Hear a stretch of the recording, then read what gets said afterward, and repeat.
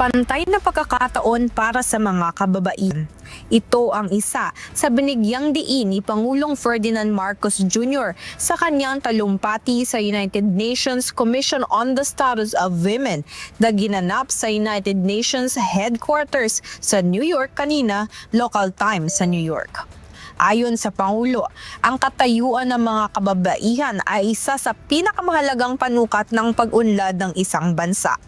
Ipinagmalaki rin ito ang mahalagang papel na ginagampanan ng mga Filipina sa paghubog ng lipunan.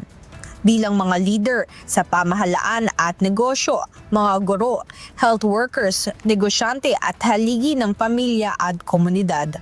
Binigyang diin ng Pangulo na dapat manatiling sentro ng mga pagsisikap ng mga bansa ang edukasyon ng mga kababaihan. Aniya, kapag nabigyan ng edukasyon ng isang batang babae, hindi lamang siya ang nakikinabang, kundi ang kanyang pamilya, komunidad at ang buong bansa. Tinutukoy din ng Pangulo ang kahalagahan ng economic empowerment ng mga kababaihan sa pamamagitan ng pagbibigay ng mas malawak na pagkakataon sa trabaho, negosyo at pamumuno.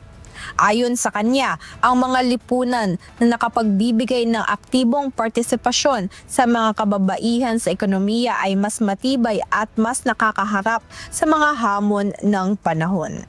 Gayunman inamin ng Pangulo na patuloy pa rin ang mga hamon na kinakaharap ng mga kababaihan sa iba't ibang bahagi ng mundo. Kabilang dito ang diskriminasyon, karahasan at limitadong pagkakataon na makapag-aral at makapagtrabaho. Dahil dito, nananawagan si Pangulong Marcos Jr. sa mga bansa na magtulungan upang maisulong ang karapatan ng mga kababaihan at mas mapalawak ang kanilang partisipasyon sa paggawa ng mahahalagang desisyon.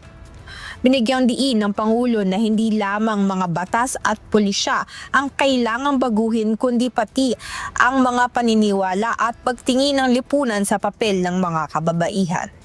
Sa huli, iginiit ng Pangulo na hindi maaaring malutas ang malaking hamon ng mundo kung maiiwan ang kababaihan sa paghubog ng mga solusyon. Danica Santos, UNTV News and Rescue. Diyos ang aming sandigan, serbisyo publiko ang aming pinahahalagahan.